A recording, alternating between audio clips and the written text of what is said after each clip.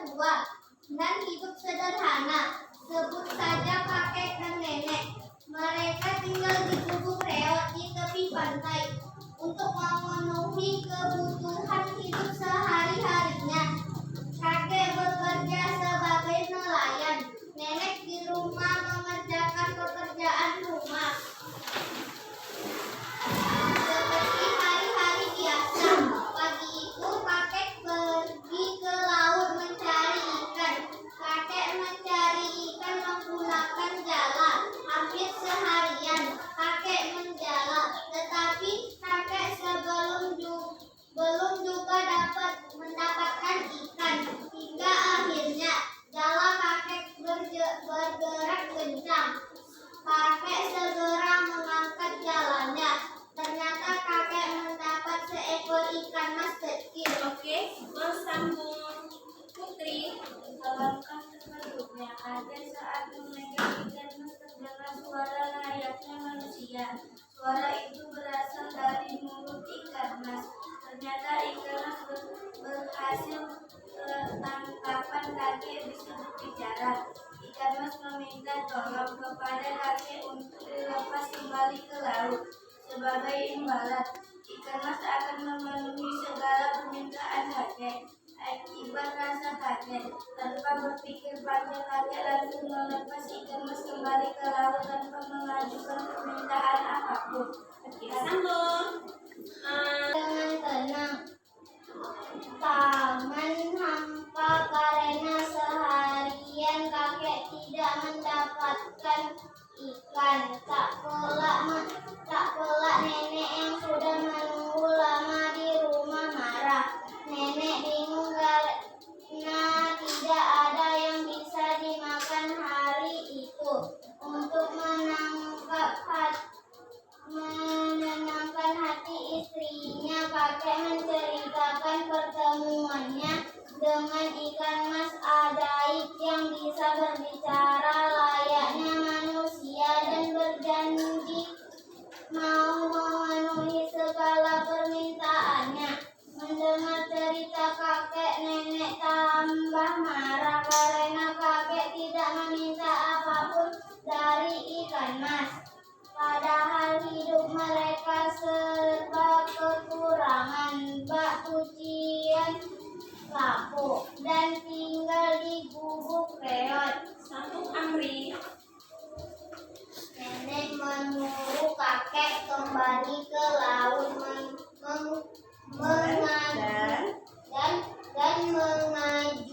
dan mengajukan permintaan kepada ikan mas. Nenek menginginkan bak cuci piring baru. Akhirnya kakek kembali ke laut meminta bak cuci piring baru kepada ikan mas. Sungguh ajaib, dalam waktu sekejap sudah ada bak cuci piring baru di depan rumah. Keajaiban itu ternyata tidak membuat nenek bersyukur. Sebaliknya nenek semakin serakah. Nenek menyuruh kakek kembali ke laut untuk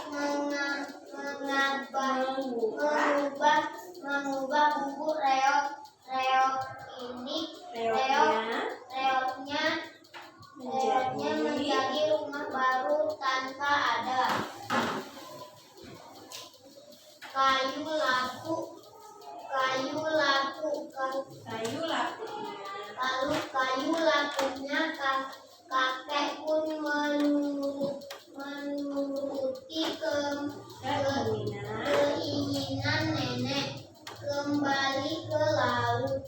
Kembalilah kakek ke laut menemui ikan mas dan menyampaikan keinginan istri lagi. Terjadinya keajaiban. Sepulang dari laut, rumah kakek sudah berubah menjadi rumah baru tanpa ada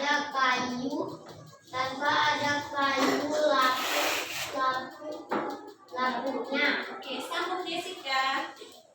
Sang nenek masih saja tidak puas dengan rumah barunya. Banyak permintaan yang nenek ajukan, mulai dari istana menjadi penguasaan provinsi atau Gubernur. dan menjadi ratu. Semua sudah kakek sampaikan kepada ikan mas yang terkabur. Dasar manusia serakah, ia ingin meminta lebih. Akhirnya nenek menyuruh kakek minta kepada ikan mas agar nenek menjadi dewi laut dan ikan mas menjadi pelayannya.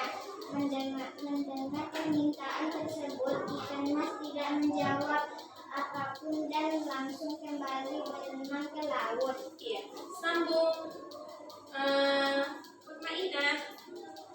Ketika kakek pulang ke rumahnya, ia tidak melihat lagi istana dan pelayan istrinya. Kakek hanya melihat bubuk reog dengan beberapa kayu lampunya.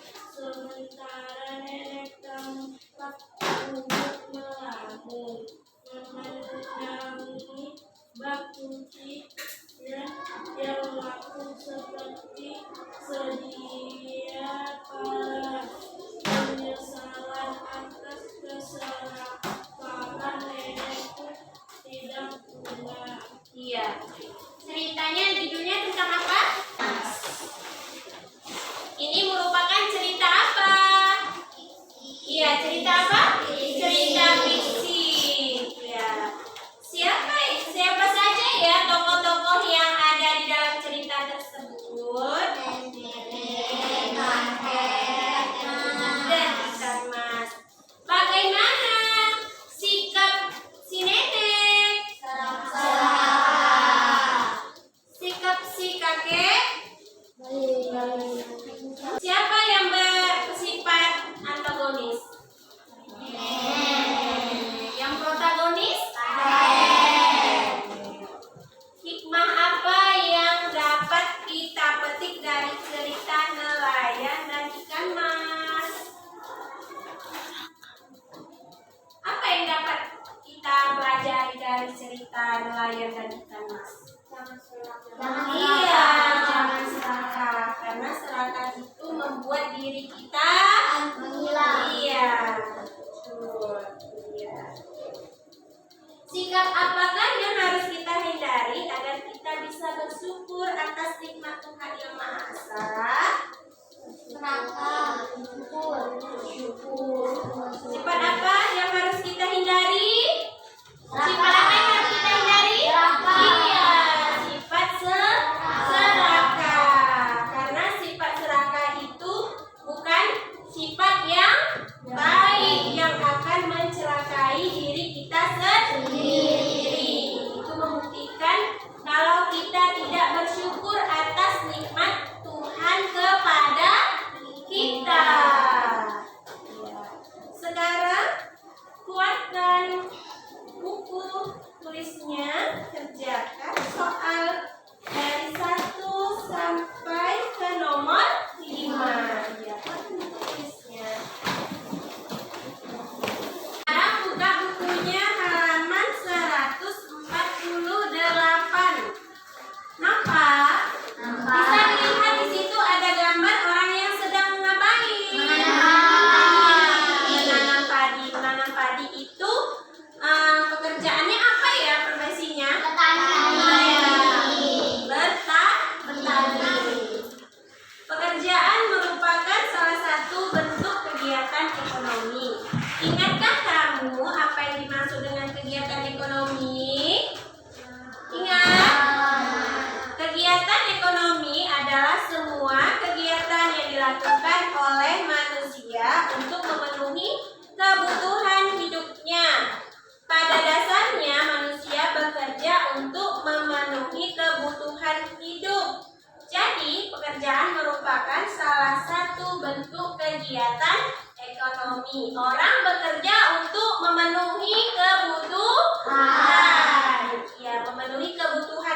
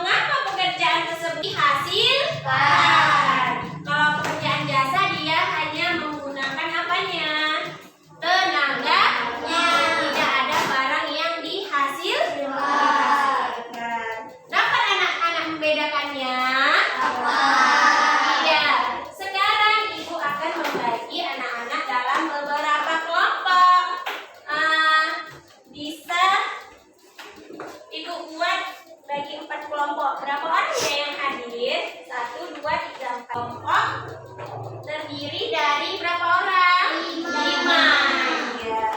Silakan sebelah sana satu orang lagi masuk. Ini Ain, silakan dekat Putri.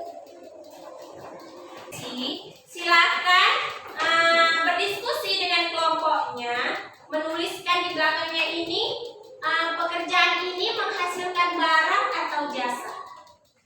Paham? Paham. Ya, pekerjaan ini menghasilkan barang atau jasa. Nanti silakan maju ke depan, nanti tunjukkan. Misalnya ibu bilang di situ ada gambar dokter. Silakan masing-masing temennya yang memegang gambar profesi tersebut menyebutkan, menghasilkan jasa, profesi dokter menghasilkan jasa, gitu ya.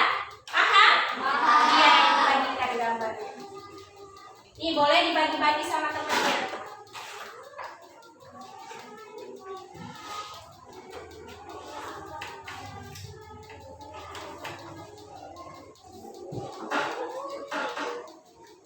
Boleh datang ke temannya untuk berkelompok, maju ke depan.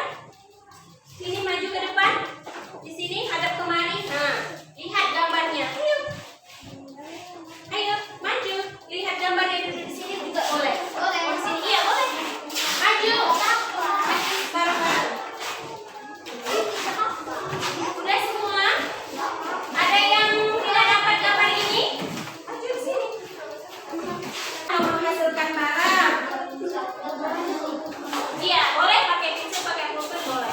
Tulis di belakangnya menghasilkan jasa, menghasilkan barang.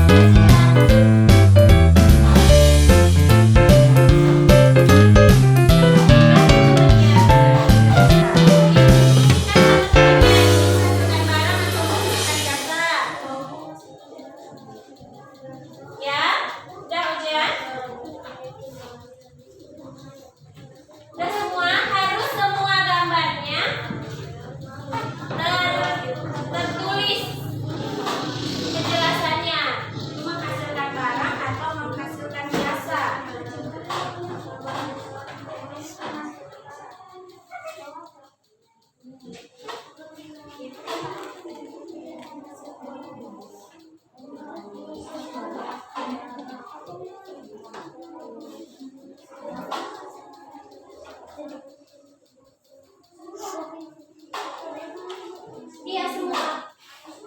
Iya. Semuanya ditulis.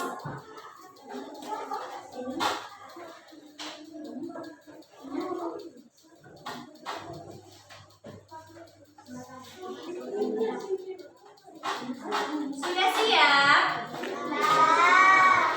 Harus semuanya ini ditulis. Udah. Tulis aja menghasilkan barang atau jasa, barang, ini jasa, gitu. Tulis aja.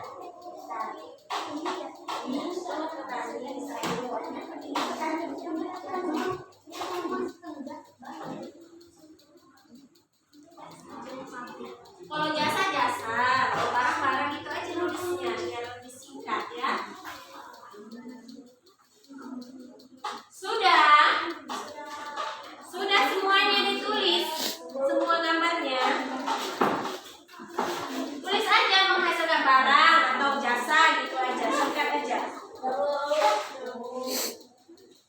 Satu lagi udah.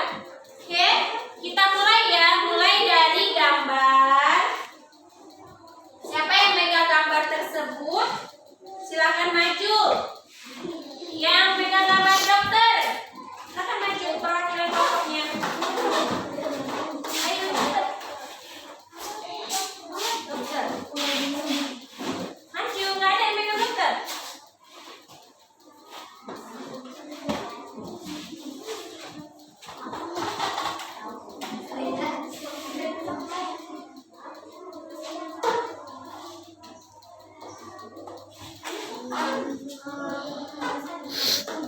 Sudah, terus aja biasa. Oke. Kelompok 1 apa? Iya, kelompok 2? Kelompok 3? Oke. Benar, tepuk tangan. Silakan duduk.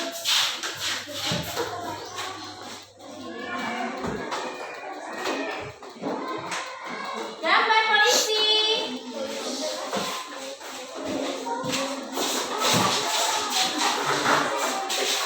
Kelompok 1. Kelompok 2. Iya, tepuk tangannya. Benar. Kemudian nelayan. Nelayan. Kelompok 3. Iya, kelompok 2. Kelompok 1. Iya, benar atau salah?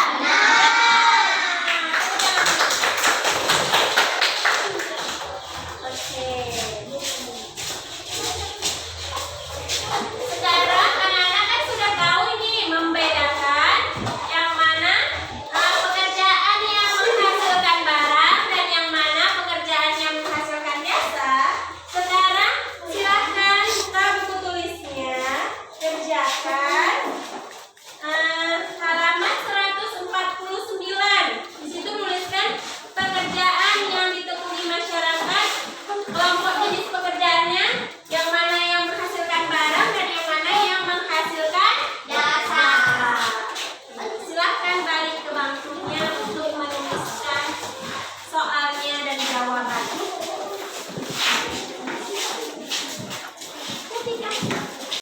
Dah, jangan berisik ya.